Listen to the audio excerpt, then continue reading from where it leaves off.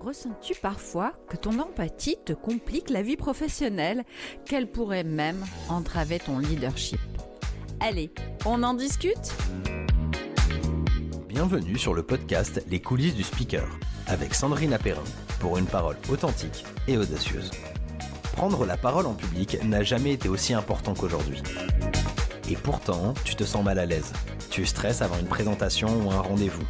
Tu observes parfois des signes de baisse d'attention de tes interlocuteurs ou tout simplement tu souhaites te perfectionner dans un domaine que tu maîtrises déjà. Ce podcast est fait pour te donner les astuces qui feront vibrer ton message afin d'impacter le monde et donner de la confiance à tes clients. Rien que par ta présence et tes mots. Tu y trouveras les clés pour garder ta belle authenticité, développer ton enthousiasme et enfin réussir à délivrer ton message. Si tu es prêt à passer à l'action, rejoins cette belle communauté. Bonjour, l'épisode Empathie et Leadership, amis ou ennemis, est là pour t'aider. La semaine dernière, je te parlais de ces sacrées déroutes de Pierre qui lui faisaient perdre pied, c'est clair. Aujourd'hui, je te raconte le parcours de celui-ci et fais un lien avec le leadership. Je te parle aussi de cet article dans Forbes qui a confirmé ce en quoi je croyais. C'est génial! Alors, revenons à cette empathie.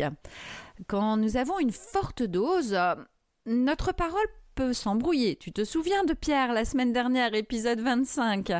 Nous nous sentons alors impuissants face à ce que nous voyons, voire quelquefois seuls. Nous pensons alors que jamais nous aurons de leadership, car nous nous perdons, nous nous embrouillons, nous perdons pied, et on dit n'importe quoi d'ailleurs à ce moment-là. Je te comprends. J'ai longtemps vécu ça, même si j'ai une grande confiance en ma prise de parole, puisque voilà, l'expérience fait que, à force, on arrive à remonter tout ça.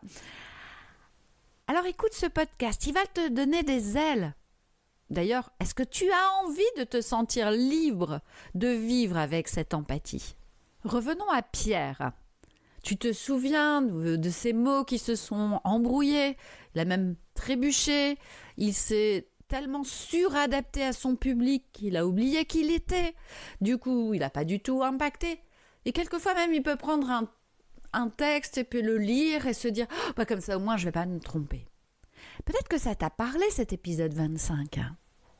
Pierre a avancé, a pris son leadership sur la dernière ligne droite de son accompagnement. Comment il l'a fait? Mais en comprenant son schéma répétitif. Et c'est à ce moment-là que nous avons pu travailler son leadership, sa présence, et il a réussi. C'est merveilleux ce qui lui est arrivé. Il a pris sa place. On est venu à la fin lui serrer la main, lui montrer que ce qu'il avait dit, ça parlait, lui dire « Waouh, ton message a impacté ».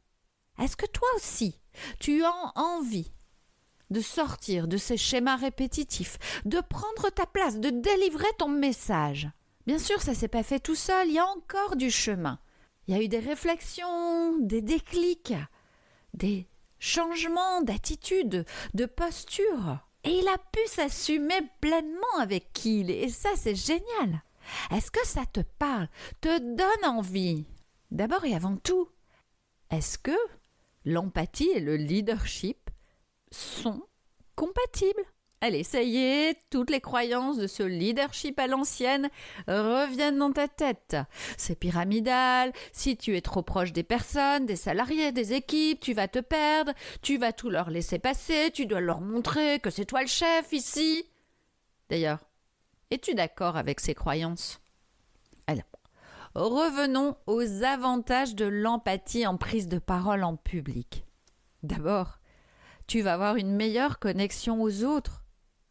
Parce que tu vas être dans ce ressenti, dans ce qu'ils vivent à l'instant T.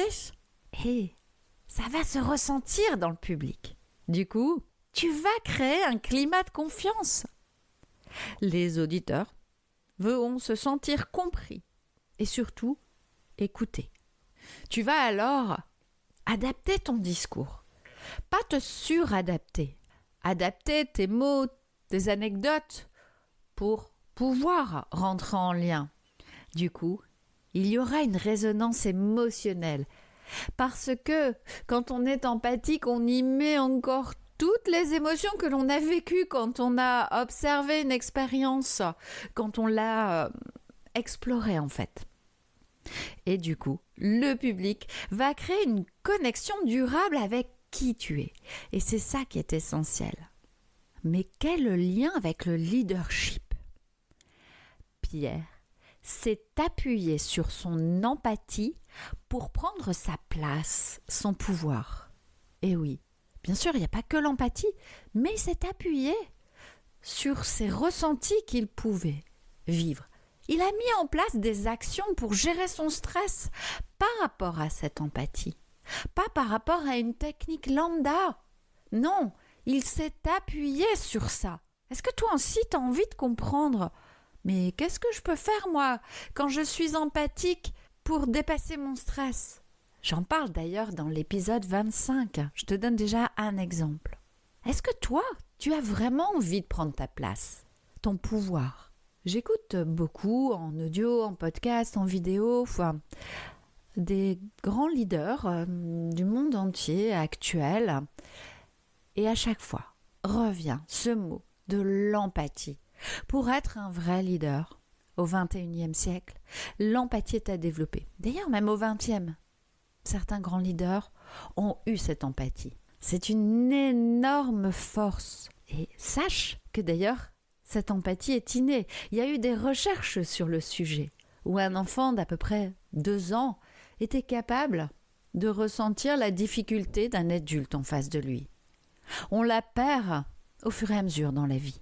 Donc tu dois comprendre que c'est un sujet qui me passionne, puisque ça fait des années que je le pratique dans mes cours, en fait, sur la formation, sur la communication en relation d'aide. Alors, bien sûr, elle est innée. Le leader qui se soucie réellement des autres, en développant son empathie ou en la mettant en avant, va donner confiance. Et il va permettre aux autres d'apporter leurs idées, puisqu'il va aller explorer, leur demander pourquoi ils n'y arrivent pas, comprendre ce qu'il se passe, ce qu'ils ressentent. Et donc, il y aura des nouvelles idées, de l'innovation, des solutions qui vont fonctionner. Et il va pouvoir embarquer les personnes avec lui, parce que ces personnes vont se dire « Waouh, mais comprends-moi mes besoins !» Et c'est là la différence. Oui, la différence, elle est dans le besoin de l'autre aussi. Bien sûr, sans te perdre. Et pour cela, il est nécessaire d'avoir développé l'empathie cognitive et l'empathie émotionnelle. Cognitives sont les connaissances, émotionnelles, c'est « je ressens ». Je sais comment tu peux réagir face à cette situation et je ressens que tu n'es pas bien à ce moment-là. Et c'est à ce moment-là, quand tu as pu développer cette empathie, tu as pu t'adapter, pas te suradapter, que les gens vont se souvenir de ce que tu as fait. Alors, c'est certain, comme je te le disais à l'épisode 25, si tu ne comprends pas ton modèle, si tu n'acceptes pas ses avantages, tu n'affirmeras pas haut et fort ton message.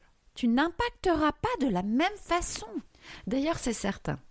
Si tu ne comprends pas ton modèle et en découvres ses avantages pour te donner la force d'avancer, tu n'affirmeras pas haut et fort ton message.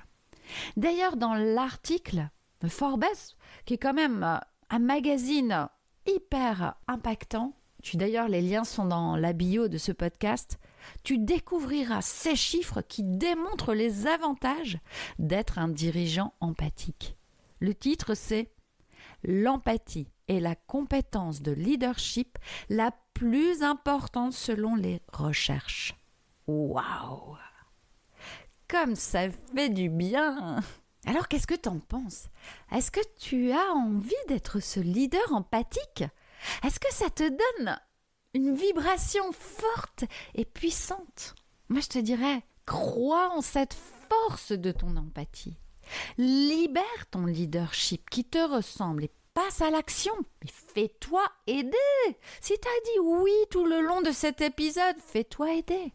D'ailleurs, pour le mois de mars, j'ouvre une place d'accompagnement individuel en prise de parole en public. Ça peut être aussi ça, vas-y, fonce, ose.